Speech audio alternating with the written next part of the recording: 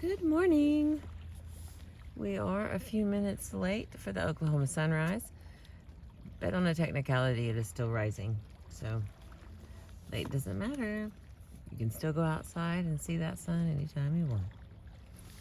I had an amazing evening, and I am overly enthusiastic. And Wiley Dog is here making his rounds in the vehicle. All right, we are at the end here of chapter 11, I think. Yes, 11.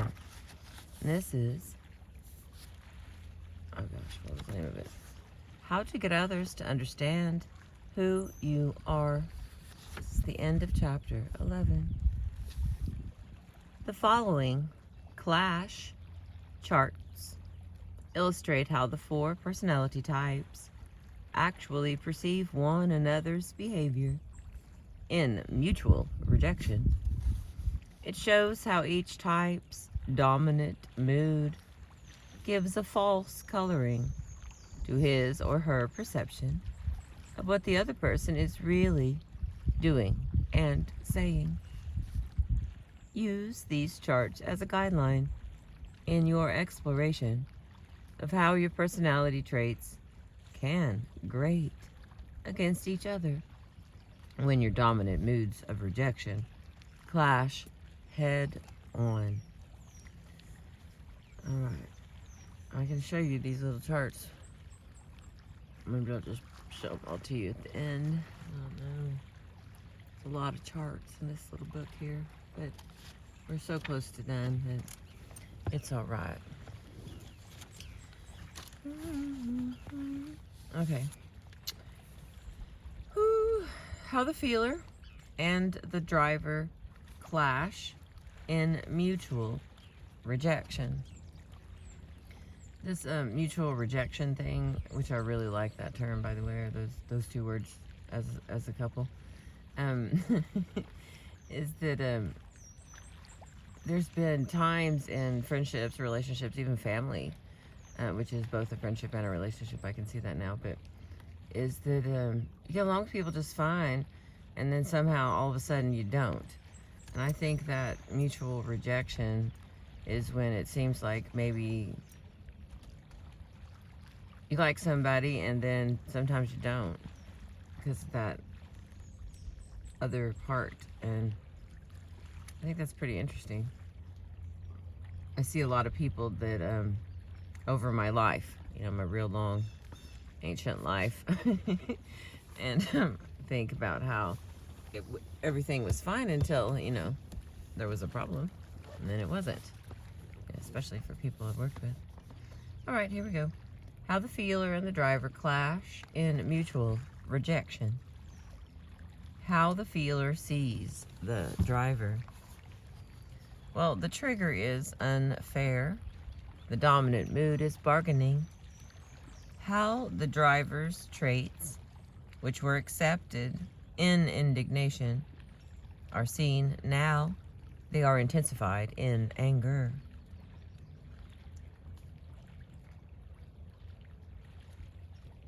This is how the feeler sees the driver. Excuse me.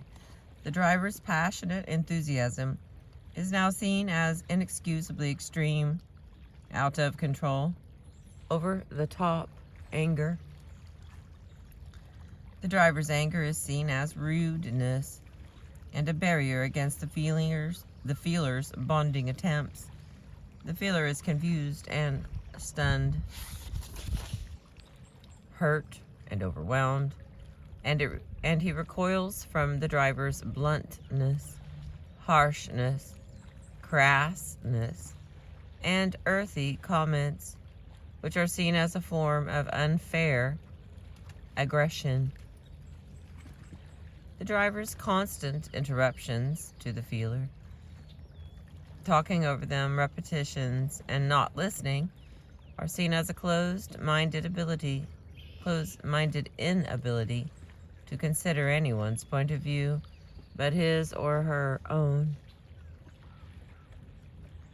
The feeler's interpretation of the driver, the way the feeler sees the driver, is the driver's assertion and directness are now seen as tyrannical. Attempts to control, dominate, and victimize. The driver is seen as a control freak who will not rest easy until he or she has browbeaten the feeler into doing things his or her way. The driver's insistence on having the last word and coming out on top is seen as unfair bullying. The driver's perceptiveness and quick thinking are now seen by the feeler as an unfair way to manipulate and play games with the feeler's emotions, attacking everything faster than he or she can even follow. The feeler feels he or she is never being given a chance to breathe, but is being overwhelmed and smothered. From the feeler's bargaining point of view, the driver's anger allows for no give and take. There is no way to bargain with anger. Being non-confrontational, he or she is unable to counter anger and feels intimidated and victimized in the face of an unfair onslaught. Okay, now, when these two are clashing, the feeler and the driver, here's how the driver views and sees the feeler. The trigger is wrong. The dominant mood is anger. How the feeler's traits, which were accepted in conciliation, are seen now, they are intensified in bargaining. Feelers' fairness and even-handedness are now seen as a lack of loyalty to the driver. Consideration for everyone and his or her dog's point of view are seen as failure to hold a strong opinion on anything. Feelers' emotional sensitivity is now seen as a form of emotional manipulation, and over-emotional reactions and displays are seen as false and hypocritical. The driver cannot understand why feeler stays locked in on some petty, irrelevant emotional point and sees this as a weakness of character. Alright, the driver sees the feeler. Feeler's non-aggressiveness is now seen as a lack of interest in the driver. Feeler's unwillingness to confront him or her is seen as a way of ignoring the driver. The more he or she tries unsuccessfully to get a rise out of the feeler, the more of a bully he or she is made to feel.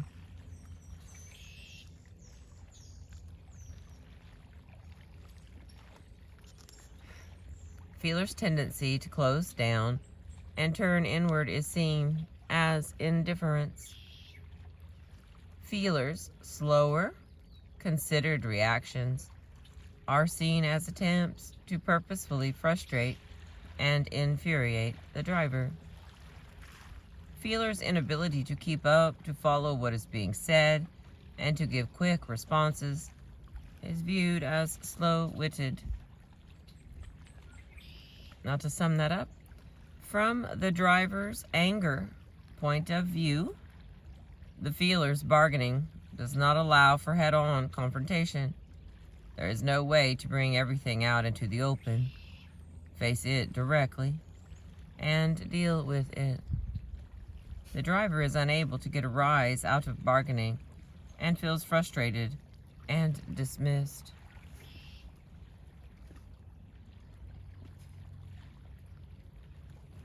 Hang on, let me just wet the whistle here, y'all.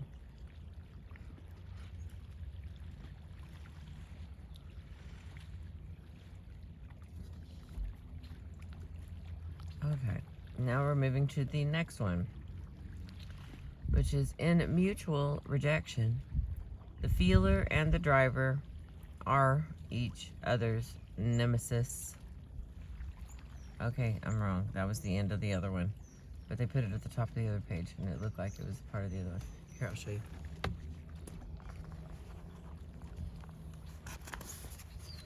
There's the one we was reading. And then over here, they just put it right at the top, and it's like, look at that. But it's not. Okay. Here we go. How the feeler and the analyzer clash in mutual rejection. Here's how the feeler perceives the analyzer. Well, their trigger is unfair. They're triggered by unfairness. The dominant mood is bargaining. And how the analyzer sees the feeler, they're triggered by irrational, and their dominant mood is denial. How the feeler's traits, which were accepted in conciliation, are now seen.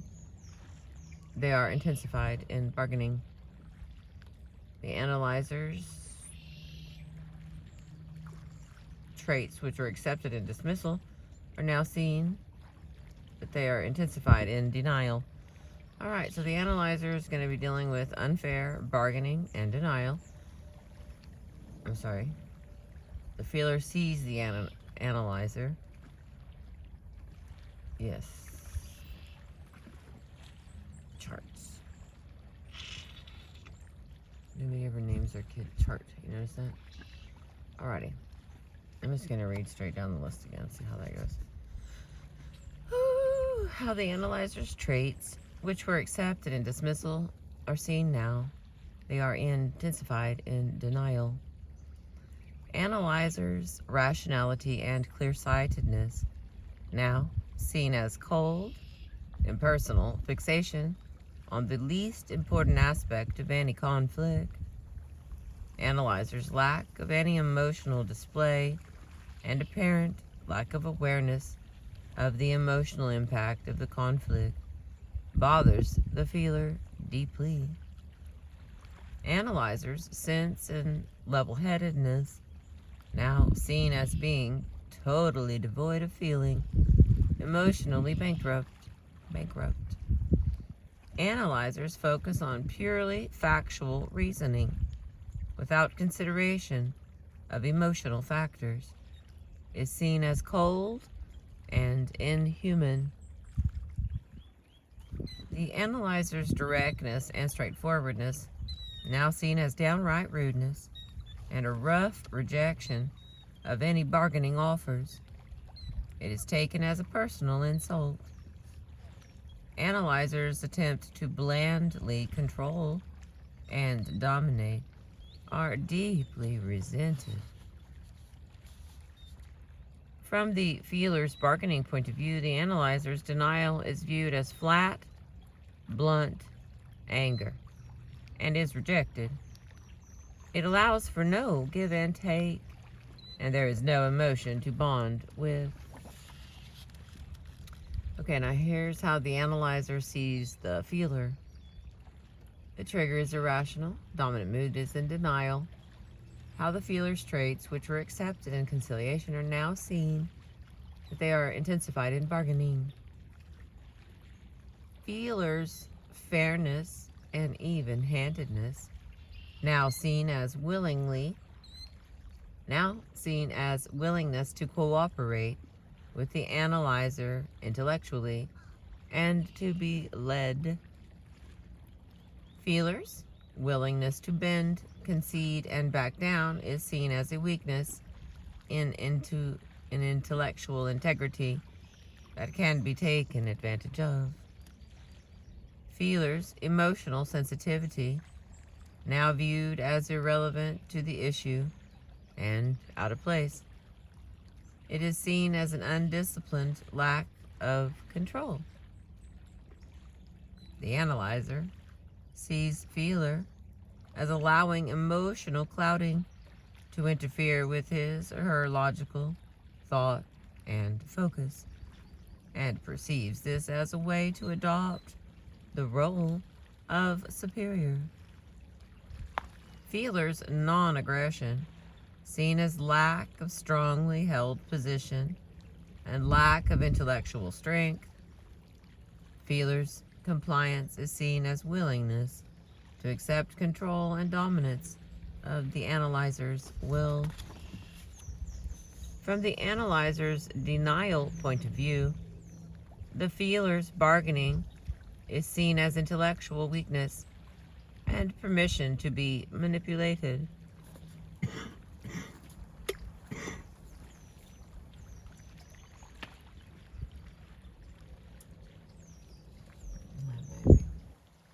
All right. Those were not nemesis. Okay. On to the next, lovelies. This is how the feeler and the elitist clash in mutual rejection. This all has to do with being, and once you get triggered into rejection. I heard someone recently that was talking. I can even actually hear on some of the videos and stuff that I run across and listen to for sounds. But it's very interesting once someone's all the way in that mood. I want to say that it's actually an enjoyable experience to watch someone go through the whole mood process by themselves. It was very nice, actually. It was very nice.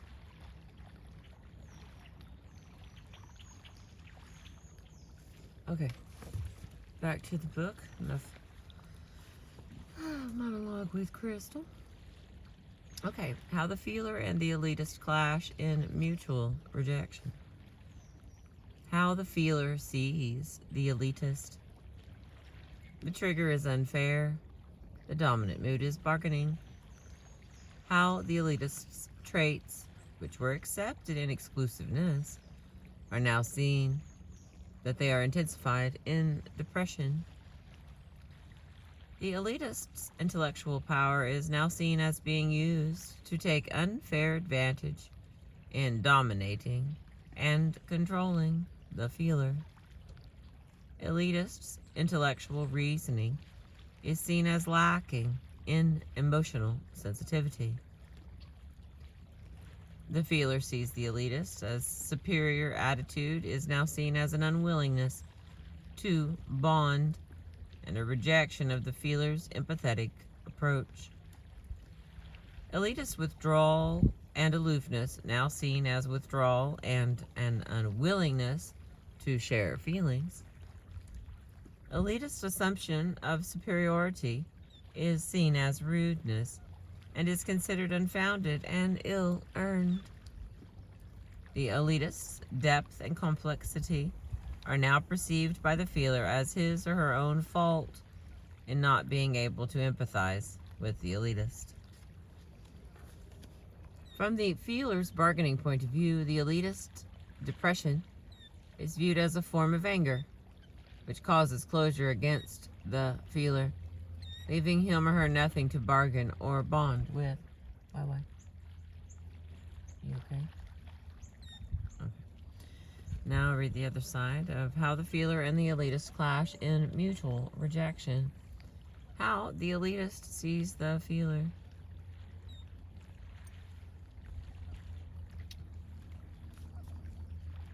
Feelers' fairness and even-handedness are seen as a lack of strength of ego, a lack of intellectual integrity and purpose, and viewed as weakness. Feelers' insistence on considering all points of view and failing to focus solely on elitists' needs are seen as disloyalty. The feeler's emotional sensitivity is seen as misdirected, poorly thought out, and inappropriate. The feeler's overemphasis on emotionality at the expense of reason is seen as an inability to comprehend the full context of anything. The elitist considers the feeler an unworthy opponent. The feeler's non-aggressiveness is seen as cowardly caution. Feeler's non-confrontational attitude is seen as lacking the heart to take risks. And the elitist has no respect for anyone who backs away from his or her own aggression. From the elitist's depression point of view, the feeler's bargaining is seen as a pathetic attempt to sidestep the main issue, emotionality. Oh, damn it. The feeler's bargaining is seen as a pathetic attempt to sidestep the main issue emotionally. All right, the next one. Page 201. How the driver and the analyzer clash in mutual rejection. I'm going to try this one just a smidge different. Let's go back and forth. See if that makes it any better. How the driver sees the analyzer. They're triggered by wrong. The dominant mood is anger. How the analyzer's traits, which were accepted in dismissal, are now seen.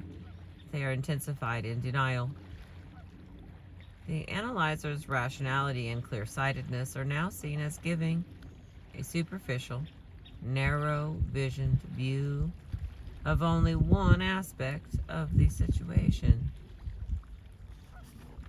So from the other side, how the analyzer sees the driver. The driver's assertion and directness, now seen as the driver's being too opinionated. The driver is seen as relying on extravagant opinions rather than rationally ordered and considered facts. So when the driver sees the analyzer as having a one-track mind and being incapable of grasping the bigger picture. Well, the analyzer sees the driver's assertions now taken as personal criticism, which have to be denied, and attempts to control and dominate are rejected. Well, the driver sees the analyzer's sense and level-headedness are now seen as lacking in involving passion, human sensitivity, and verve. On the other side, the analyzer sees the driver. The driver's passionate enthusiasm now seen as showing a lack of control and focus. The driver sees the analyzer is seen as being too detached from and unaffected by the emotional excitement of conflict, and the driver views this as being one-dimensional. Now the analyzer sees the driver. The driver's dramatic theatrical behavior is seen as emotionally off balance, totally out of place, and not deserving of respect. So here's the driver seeing the analyzer. The analyzer's directness and straightforwardness are now seen as an inability to draw on anything but limited rational facts to substantiate his or her side of any conflict. An analyzer's inability to draw on everything to orchestrate and manipulate an argument is seen as a failing that can be used against him or her.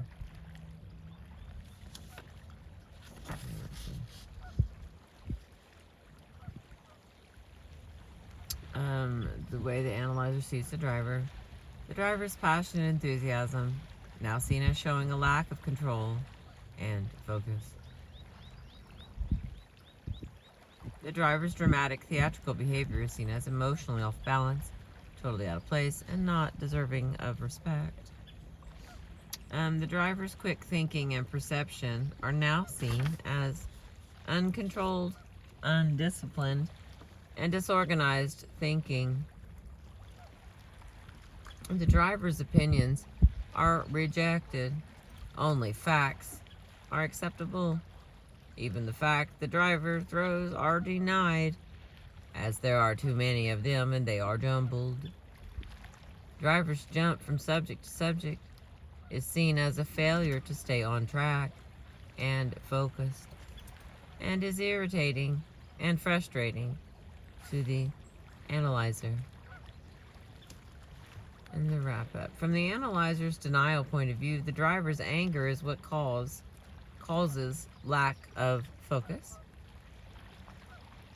The other side, analyzer's attempts to control and dominate through force of pure reason are seen as inadequate and disappoint the driver, who thought he or she might have found a worthy opponent. From the driver's anger point of view, the analyzer's denial is what causes an entrenched and narrow, one-dimensional approach. We got 2 charts left.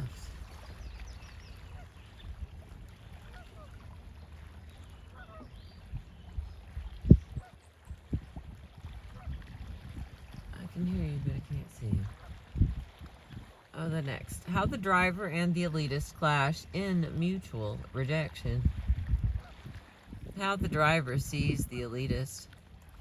Their trigger is wrong. The dominant mood is anger.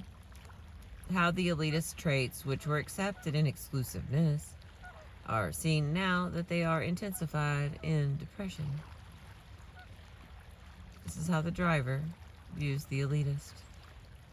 Elitist's superior attitude is now seen as an unwillingness to enter wholeheartedly into the drama of conflict. Elitist's condescension is seen as a way of avoiding having to keep up with the driver and participate in his or her word games. Elitist intellectual power is now seen as giving greater mental discipline and control over the driver. All right, let me go back. Okay, on the other side, how the elitist sees the driver. They're triggered by inappropriate. Their dominant mood is depression. So what we've got is wrong fighting with inappropriate and anger fighting with depression. All right, how the driver's traits, which were accepted in indignation, are seen now that they are intensified in anger. The driver's passionate enthusiasm is now seen as a way of melodramatically presenting only the driver's own side of any argument. The driver is seen as a self-promoting exhibitionist. The driver's quick thinking and perception, now seen as a lack of control over intellectual direction and focus. The driver is seen as a smart aleck who enjoys playing games, and his or her quick changes of direction confuse and irritate the elitist. However, drivers' must-win attitude is admired and respected by the elitist, but causes clash over who the real winner will be.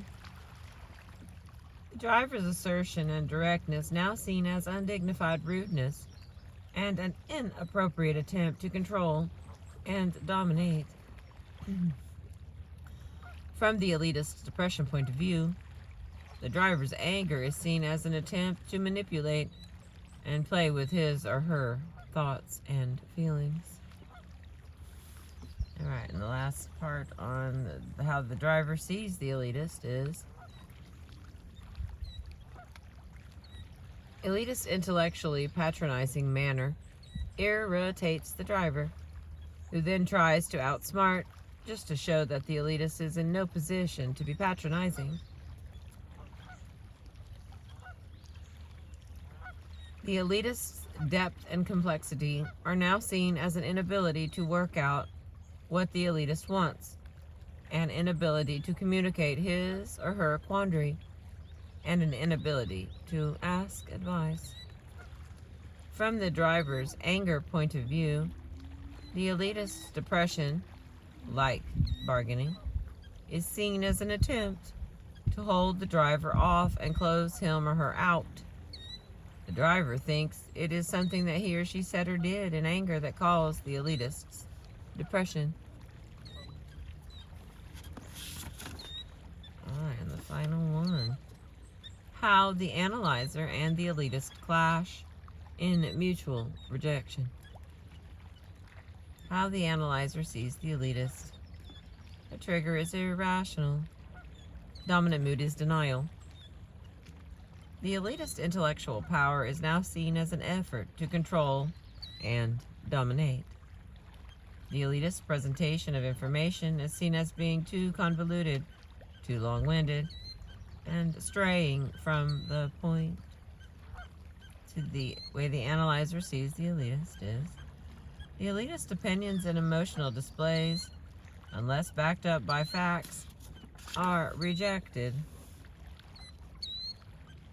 The elitist's superior attitude is now seen as a way of forcing the analyzer to accept his or her opinion as correct, and the only possible way of looking at the problem. It is seen as personal criticism. Elitist condescension is seen as suggesting that there are secrets about logic, emotions, and life the analyzer would just not understand. The elitist depth and complexity is now seen as merely a lack of focus and clarity in thinking. Elitist display of emotional effect is seen as hypocritical and manipulative. Elitist mixture of facts, personal opinions, and emotionality is seen as a way of passing judgment on the analyzer. From the analyzer's denial point of view, the elitist depression is caused by miscalculation of thought and logic. If only he or she would listen to the analyzer's reason, he or she would be free of melancholy. In mutual rejection, the analyzer and the elitist are each other's nemesis. All right, let me get the other side here. This is how the elitist sees the analyzer. They're triggered through inappropriate, and the mood is depression. This is how the analyzer's traits, which were accepted in dismissal, are now seen that they are intensified in denial. The analyzer's rationality and clear-sightedness, now seen as narrow-visioned failure to address the whole problem. Analyzer's insistence on focusing solely on the logical facts of any issue is seen as failure to grasp the full range of causal factors involved. The analyzer's directness and straightforwardness are now seen as rudeness, a lack of tact and sensitivity, and an inability to empathize with what the elitist is going through. The analyzer's blunt comments, seen as highly critical, personal attacks, and a challenge to the elitist's superiority. Analyzer's sense and level-headedness, now seen as superficial and lacking in depth of understanding. The analyzer's pragmatism is seen as intentional disregard for the elitist's expressed emotional needs. Analyzer's soberness and lack of humor become an irritating dullness. From the elitist depression point of view, the analyzer's denial is now seen as a perverse inability to see the emotional depth and impact of the problem that gives the elitist nothing to reach out for empathetic understanding. In mutual rejection, the analyzer and the elitist are each other's nemesis. Okay, that was in here twice. I'm going to read the other one. I'm going to find it. Where did it start out that one? I saw it. In mutual rejection, the feeler and the driver are each other's nemesis. So the feeler and the driver in rejection are problematic, and the analyzer and the elitist in mutual rejection are each other's nemesis. Alright, this is going to sum it up with our little part here. Stay with me, guys. The preceding charts show how people of different personality types see each other when they are in mutual rejection. They see each other as being very different from themselves. Amazingly, so do people of the same type. In rejection, they recognize all the good features of their own personality type. In others of the same type, not at all. Rather, in mutual rejection, people of the same type see each other in the following ways. Feelers in mutual rejection see other feelers as being weak, indecisive, over-emotional, and unable to commit or follow through on what they believe. They see them as allowing themselves to become victims and unfairly and pathetically asking to be treated more gently and protectively because of their victim status. In mutual rejection, feelers see other feelers as wimps. Now, drivers in mutual rejection see other drivers as being slightly off balance mentally and emotionally, being completely overwhelming, too disorganized, and too bossy and controlling.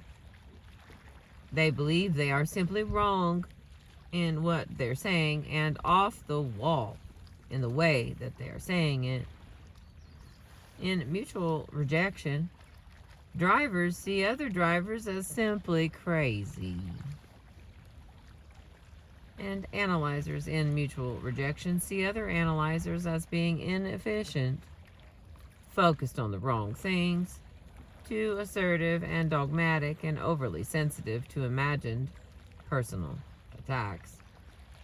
They see them as behaving irrationally in an unself-disciplined and unacceptable way.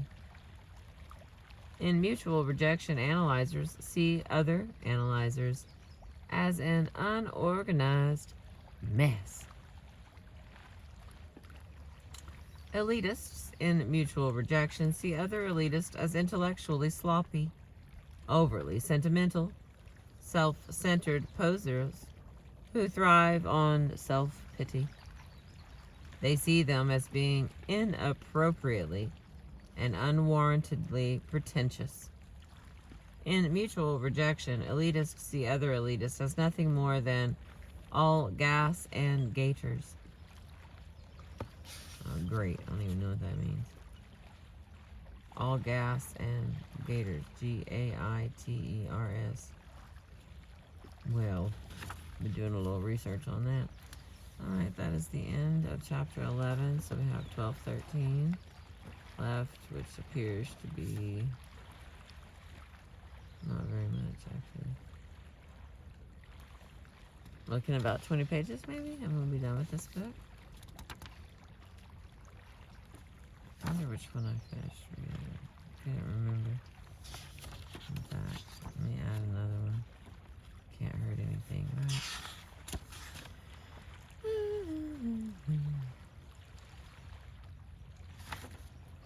Alright.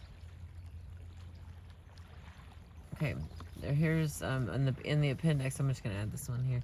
In the appendix, we've got some little how to figure stuff out. And I can't remember which one I've read, so I'm going to read this one and hope that if it's repeating, it was because this is needed. Depression. The emotions involved are sadness, anxiety, self-pity, self-disgust, fear, regret, and anguish. What is the depression is used to flee rejection, attack yourself, protect self from further attack from others, otherwise known as closure, soothe and comfort self, excuse self for being unable to do anything to correct the situation, elicit sympathy and manipulate the other person into bonding, express the pain being experienced. And the mood language of the body in depression. Breathing becomes deeper and slower and more exaggerated to communicate the depression. Posture becomes slouched and slumped. Movements become slow and lethargic. Muscle tone becomes almost non-existent. Proxemics decreases distance to intimate or personal zone when trying to bond. increases distance to social or public zone when wanting to be alone. The eyes become dull and lackluster.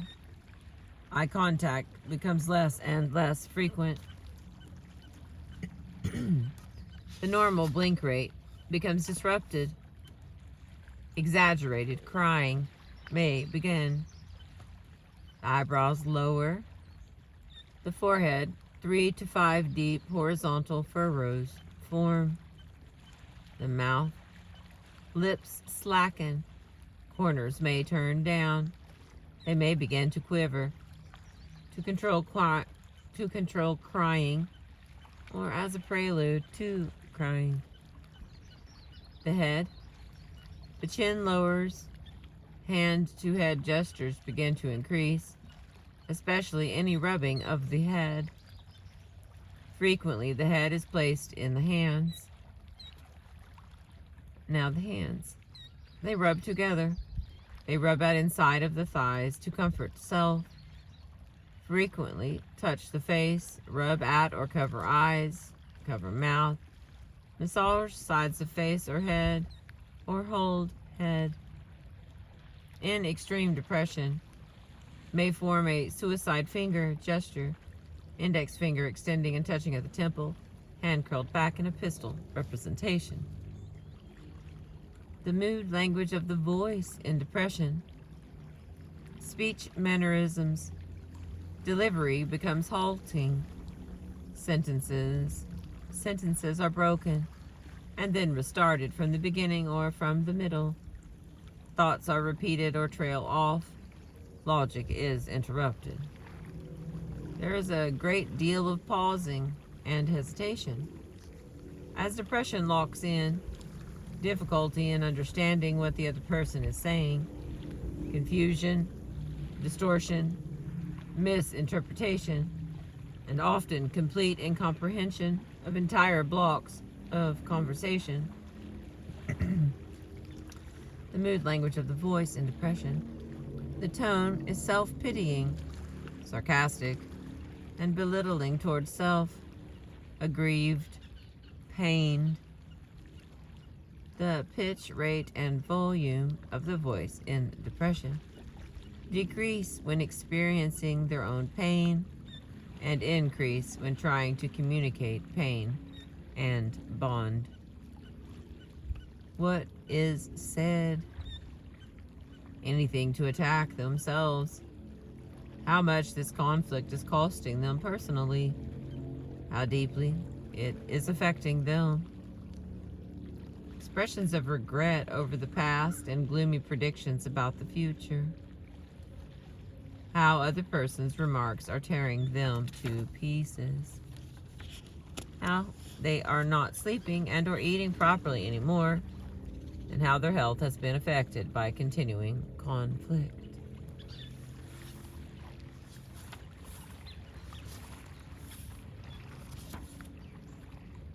Alright, I have bargaining and denial left. Got a minute here, I'm going to go ahead and do the bargaining. Let me see. Yeah, it's just, okay, here we go. Okay, the appendix here has these ways of finding out whether you or others are in it. So this one is for bargaining. The last one I read was for depression.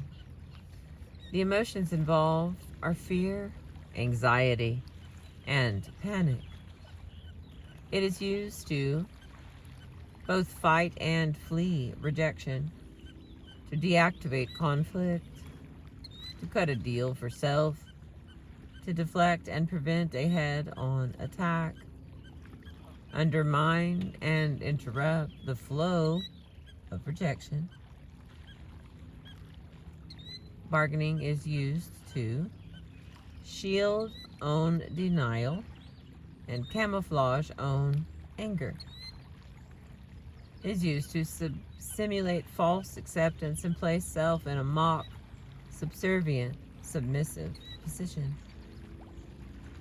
It is used to manipulate, to appease the other person by making his or her needs paramount, to create trust and force a bond, and to persuade the other person to see the unfairness of the situation. The mood language of the body in bargaining. Breathing rate increases slightly. Posture becomes supplicative, cajoling. Submission postures appear in the hope that they will be contagious. Proxemics normally moves into intimate or personal zones. Eyes. Eye contact becomes excessive. Eyes express sincerity, which may or may not be genuine. You may glance to ceiling to imply, "You've got to believe me. I'm helpless in this situation." Inappropriate crying may begin to manipulate further. Eyebrows become expressive to accentuate manipulation. The mouth. Frequent smiling begins, usually only upper teeth shown, which is not genuine. A rapid series of smiles may be used to manipulate. Smile will stay on face longer if it has the desired effect. The hands. Tilts to one side to show interest in what is being said.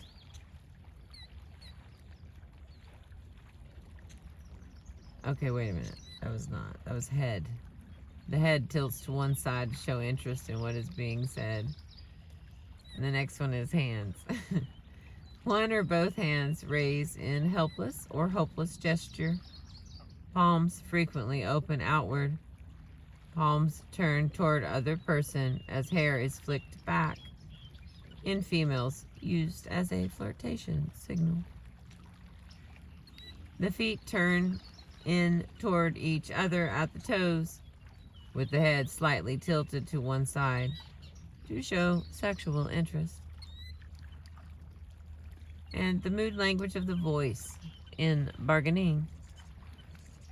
Speech mannerisms. Everything said in an over nice manner.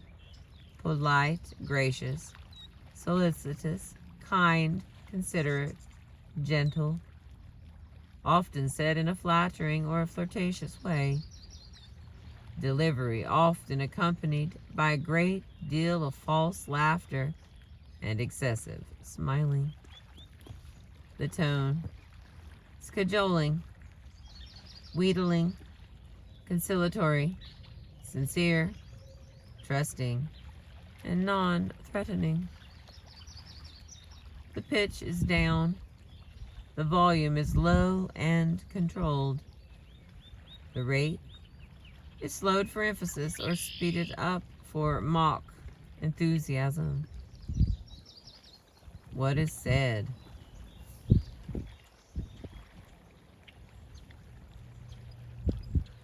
Anything that emphasizes and upgrades the other person's importance and de-emphasizes and downgrades one's own. What is said? Addresses the other person in laudatory terms with frequent use of pet names or full titles. Anything that wards off an attack, illnesses or not feeling well, medical treatments, nervous conditions, high blood pressure. What is said?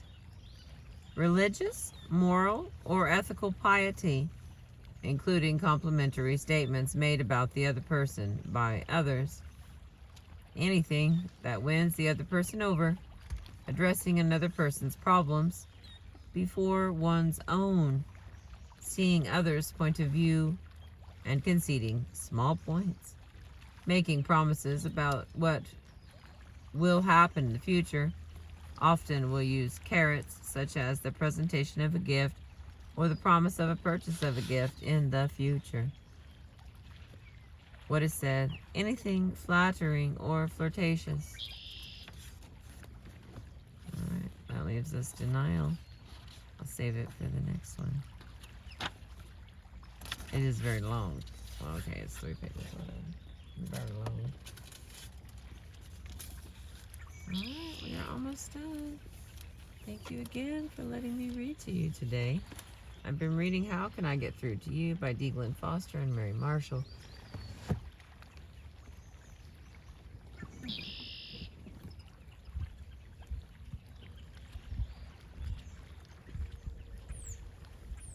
I appreciate you.